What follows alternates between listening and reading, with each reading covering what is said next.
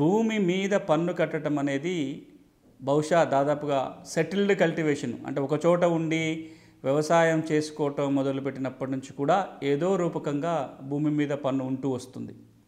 అక్కడ ఊరికి కమ్యూనిటీ కోసం కొంత ఇవ్వటము కేటాయింపు చేయటం దగ్గర నుంచి మొదలు పెడితే రాజులకి భూమి శిస్తు కట్టడం, బ్రిటిష్ పరిపాలనలో నిజాం కాలంలో తెలంగాణలో నిజాం పరిపాలనలో, ఆ తర్వాత స్వాతంత్రం వచ్చిన తర్వాత కూడా దాదాపుగా 1960-70 దశకం వరకు కూడా రాజ్యానికి ప్రభుత్వాలకి కీలక ఆదాయ వనరు ఏదైనా ఉంది అంటే అది భూమి పన్ను లేదా భూమి శిస్తు. భూమి మీద వచ్చిన పన్నే రాజ్యానికి ప్రభుత్వాలకి కీలక ఆదాయంగా ఉంటూ వచ్చింది.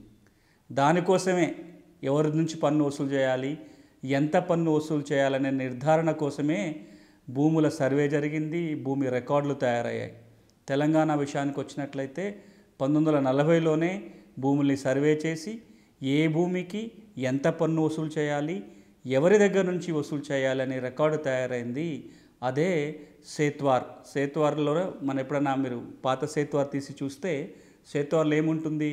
సర్వే నెంబరు, అందులో విస్తీర్ణము, అది ఏ రకమైన భూమి, ఎంత పన్ను వసూలు చేయాలి, ఈ పన్ను ఎవరి దగ్గర నుంచి వసూలు చేయాలి, ఎవరిది ఆ భూమి అనే పేరు కూడా రాసి ఉంటుంది.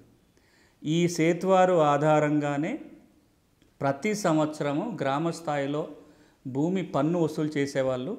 భూమి పన్నుల వసూలు లెక్కలు రాయటం కోసమే గ్రామ రెవెన్యూ లెక్కలు లేదా గ్రామ రెవెన్యూ రిజిస్టర్స్ అప్పట్లో మెయింటైన్ చేసేవాళ్ళు. ఒకప్పుడు 44 రెవెన్యూ లెక్కలు ఉండేటివి, 92కి వచ్చేసరికి అవి 11 రెవెన్యూ లెక్కలుగా మారాయి.